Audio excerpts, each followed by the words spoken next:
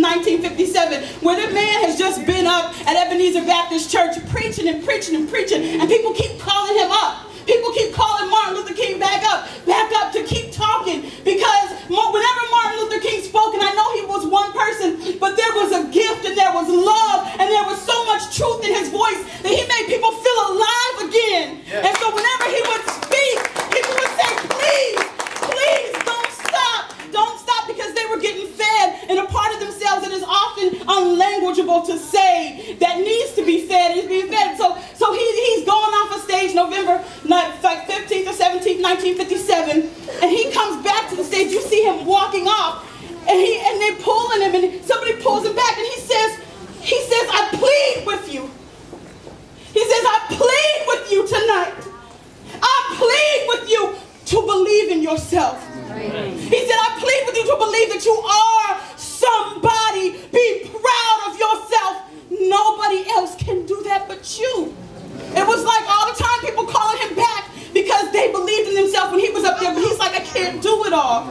He's like, you have to believe in yourself. Nobody else can do that for you. You have to reach inside of your soul and hold on to the fact that you deserve all this justice. Yes. Right? Yes.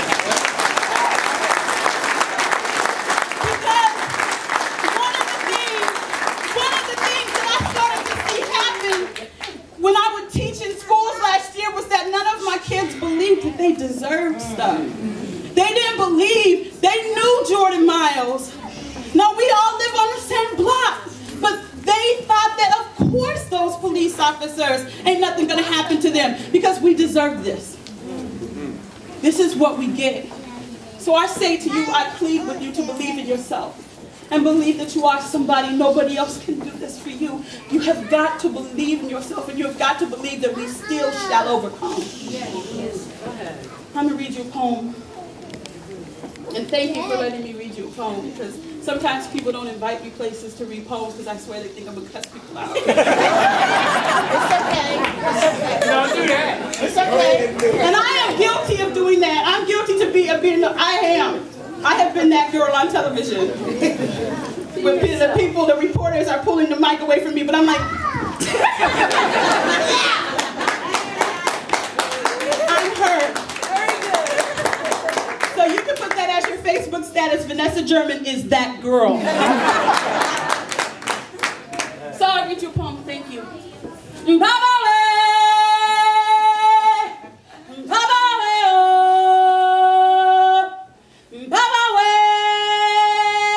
I'm calling in the spirits. If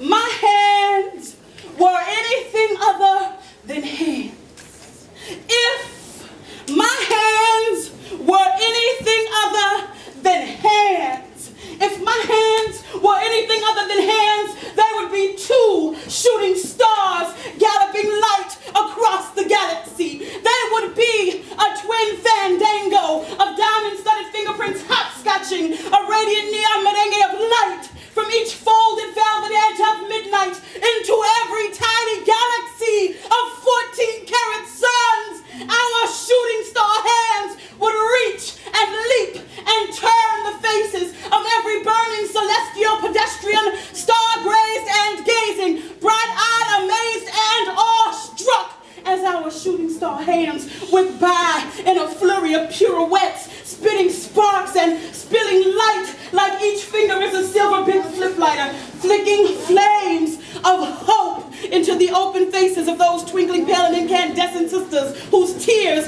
glisten and litter the blistering avenue like sequins. I say now, can you see it?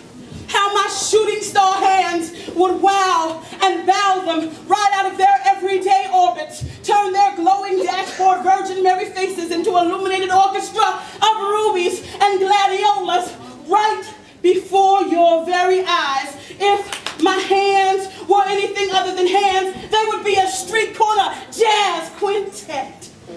They would be a 10-fingered symphony of saxophones, trombones, clarinets, and trumpets, wailing rowdy, loud, and proud right out from under my fingernails. The song would swell and sing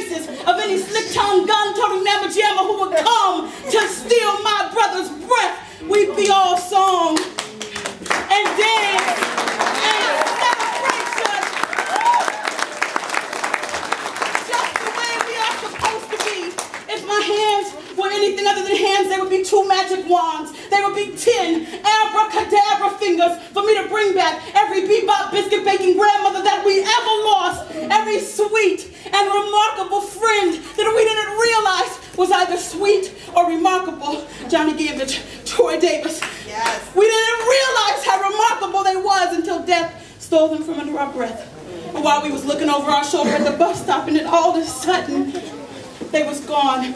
And for a moment, if my hands were magic wands, I would bring them back. For a moment, we could have them.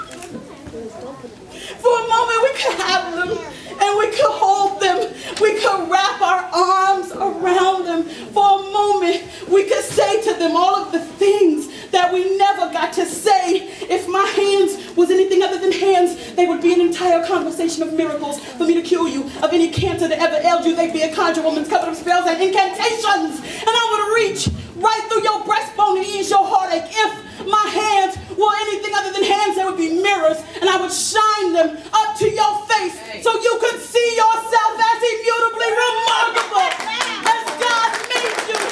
And you would never, ever try to hate yourself to death ever again. If my hands were anything other than hands, they would be 2 turntables and a microphone. But mostly, if my hands were anything other than hands, they would be 2 shooting stars galloping light across the galaxy. Thank you.